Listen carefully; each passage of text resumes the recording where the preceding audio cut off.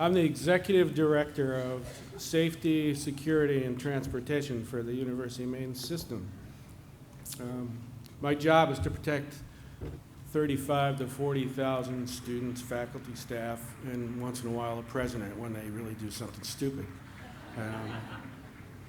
I'm really good at my job. My job is to protect people, and I failed to protect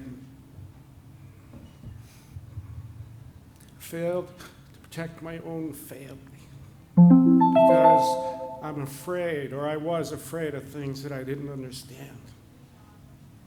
I started to fail my children when they were 4. We had a dairy farm that we were restoring in upstate New York, and my wife was down in the barn, and at the time the boys, Jonas and Wyatt Benjamin Maines, were helping me install a concrete countertop in our bathroom with shark's teeth, and I put my wood from our own forest on the floor, and it was like tool time. They had their belts on, you know. We were building things. I'm with my boys.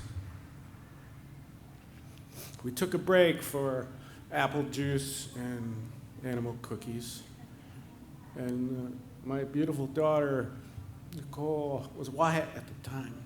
She looked up at me and said, "Daddy, I hate my penis. When does my penis go away?" And our book's about transformation. Me just saying penis in public's a big deal, you know? It's like, so I have grown.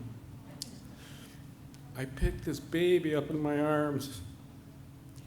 I said, "Why bite? Don't worry, it's gonna be okay." And anybody that has kids here knows that the other one's not far behind. And the next thing, Jonas is tugging on my leg, and I got both kids in my arms, and I slide down the floor, and I'm crying, and they're crying. My wife comes up to the barn and looks in and goes, "What the hell's going on here?" So the kids went away, and I told Kelly, she goes, "Wayne, I've been trying to tell you. You're not a team player." She's from Indiana. They don't pull any punches there, as we know. She goes, "You're not part of the team." And now we have this book, and it has my biggest failures for the world to read. Luckily, I make a pretty good comeback later. I'm not going to give it away, but for me, not being a team player is everything that I've ever been taught and raised in sports was to be a team player. And I listen to these guys, and we need team players. People need to read these books because they need to understand just talking's not enough. You got to be really on the team. And I learned this from my babies. So I'm going to get off the stage and turn it over to the most courageous kid I ever met. And she's not a team player either. She just tells me what to do, you know. But these college kids are our future. They are going to change the world. I failed to do it, and they can do it, and you can help them learn the things that they need. So I thank you so much for the honor to be here. Thank you very much.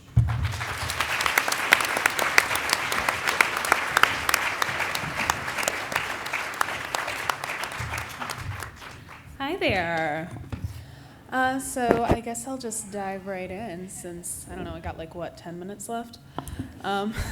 So from a very early age, about probably 2-3 years old, it was about the same time my identical twin brother Jonas was recognizing that, he liked to play with trucks and action figures. I did not. I preferred makeup and Barbies and everything you could find in the pink aisle of Toys R Us. Every year for Halloween, I would ask my parents to be a princess or a witch, but the one thing I couldn't beg or ask them to get for me was actual girlhood. Now, as I'm sure you've gathered from my father's speech and from what I've just told you, that I am a transgender girl, but please don't panic. There are exits behind you. I'm not here to raid your bathrooms or take your women. I'm here to tell you about what it's like to be trans and, this should be higher, what it's like to be trans and to struggle with acceptance from yourself, from your family, those around you, and to tell you about Becoming Nicole, the transformation of an American family. It's much more than about just my very literal transformation, but also about the transformations of my mother, Jonas, and my father. When I was very little, my father had very set expectations for what having twin boys was supposed to be like. He envisioned 2 baseball mitts, 2 bats, 2 hunting rifles, and in fairness, we did a couple of those things. I turned out to be able to hit a home run better than my brother, and I could also do it in heels. So, bam. Yeah, right? Right? But because of the expectations that my father had for our gender expressions, it was harder for him to accept his child as transgender. And of course, there was always that pressing question of, what would the neighbors think? So rather than, deal with me and what I was sort of expressing, he decided to focus more on his hobbies and to ignore the limp-wristed flamboyance of his son, which, as you can imagine, left my mom pretty on her own for a while when my brother and I were little. My mother is a very independent woman. Some of you I talked to at the author's dinner a couple nights ago, and I told you she is the strongest woman I've ever met. She didn't have a lot of expectations regarding gender expression for my brother and I. She didn't care what the neighbors thought. What was important to her was that my brother and I were going to be safe around the neighbors. She knew that the world wasn't always accepting of people who were different, or especially transgender people. So she made it her mission that both me and Jonas would have a safe place to come back to in her home, regardless of what was happening outside in the world. The only problem with that, though, was that at home, my father wasn't on board.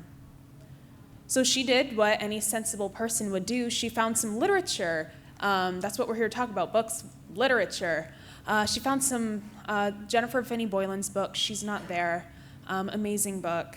And she left it on the coffee table for him to pick up, just something to get the gears in his head moving. But that didn't have any effect, so she did the next best thing and left it on the end table next to the toilet in the bathroom. And, the book vanished. But, that was the first instance of my father actually making his own effort to try to understand me and, what I was trying to express to him with a 3-year-old's vocabulary. With my family, for the most part, on board, we could start trying to make my transition public because my parents recognized what living as a boy was doing to me. When I was younger, I had severe depression, stress issues, and anxiety, which may or may not persist to this day, but that's a different story. We'd moved to Orono, Maine when my brother and I were 5, and we worked with the school district up there, and we decided to make my transition gradual and spread it out over the course of 5 years through elementary school, starting with long hair, wearing pink, and using the girls' bathroom. In 5th grade, I started wearing skirts, using the multi-stall girls' bathroom, and began to use my new name, Nicole. What I liked about the gradual transition was that everyone was working together, and if we were communicating, and if somebody had a question or an issue, we could all address it together. And it didn't put any strain on the other students because they were all eased into this with us. What we hadn't taken into account, though, was that what we wanted to do if a student, moved to the school district, maybe, mid-transition. But we decided, we'd cross that bridge when we got there, and we got there. In 5th grade, a boy moved to our school district, and he was in my class, and his grandfather was part of a special interest Christian right group, and the grandson told his grandfather that there was a kid in his class who was using the girls' bathroom and used to be a boy. And this was an issue. So this group and the grandfather decided to make a political statement by having this 5th grade boy bully me, harass me, and follow me into the girls' bathroom. He looked at me in the eye and said, "My grandpappy says that we don't have to have any faggots in our school." And all while this was happening, the group was threatening the school district a lawsuit because, they'd somehow infringed on their rights. So the school thought, well, if Nicole's using the girls' bathroom as the issue, we'll pull Nicole from the girls' bathroom and the issue should be solved. What they weren't taking into account was that they were isolating me from the rest of my friends and highlighting the fact that this is a student who's different from you and needs to be separated from you. Of course, I was in 5th grade and I had no idea what any of this meant. But I overheard my parents talking about it and saying how unfair it was that Nicole was being punished for something when she did nothing wrong. And I agreed. So, little rebellious 5th grader, I decided to go back into the girls' bathroom because I'm my own boss. And everyone was fine with it. The teachers were fine with it.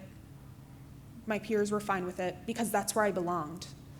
But a couple months later, the grandson realized, what was happening, and he made another stunt and home again, back to the Just For Me bathroom. But this time with a bodyguard. The school called it the Eyes On program. And this was basically a grown adult following a 5th grade child around, listening to their conversations and making sure that I used the isolation chamber of a bathroom.